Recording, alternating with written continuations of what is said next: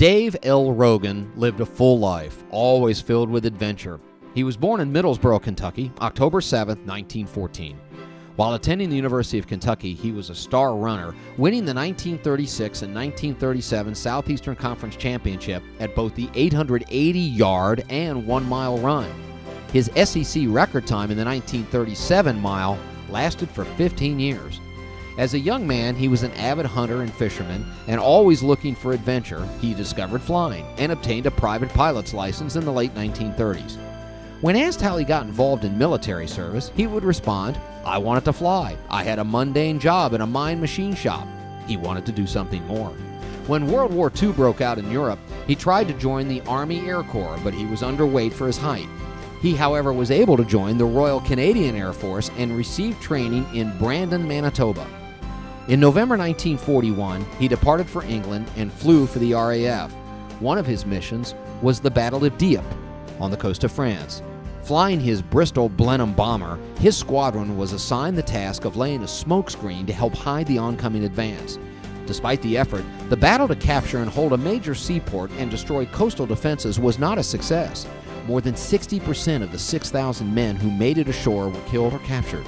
The RAF lost 96 aircraft. The lessons learned at this battle would go on to help when the Allies would execute Operation Overlord, the landing at Normandy 3 years later.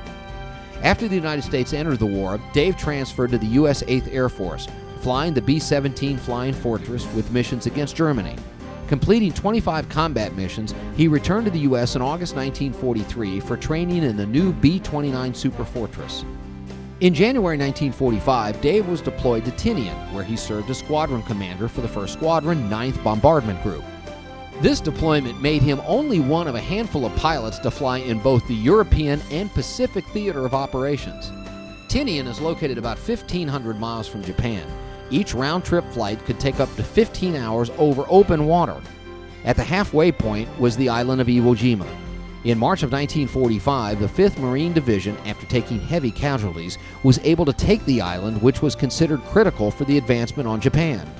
Once captured, it would also serve as a safe haven for the crews of the B-29s.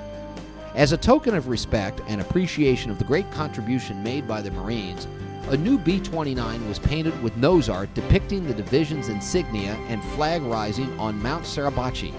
Because of his leadership and experience, Dave Rogan was chosen to command the Spearhead.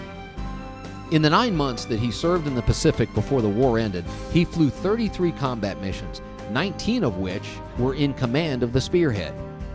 One of the missions that Dave would remember was one flown on August 8, 1945 to the Yawata industrial area. His flight path took him over the city of Hiroshima the day after the atomic bomb had been dropped. He said that it looked for the most part to be white, seared, with only a few buildings standing. The Enola Gay had been parked in the same area as Dave's plane only a few days before.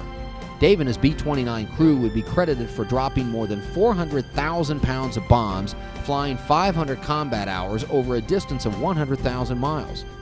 During his years in the Royal Canadian Air Force, Royal Air Force, and the United States Army Air Force, Dave received the Distinguished Flying Cross with 3 Oak Leaf clusters, the Air Medal with 7 Oak Leaf clusters, the Asiatic Pacific with 4 Bronze Stars, the European African Eastern Theater, the American Defense Ribbon, the Pre-Pearl Harbor Victory Ribbon, the British General Service, the Foreign Allied Service Ribbon, and the Purple Heart.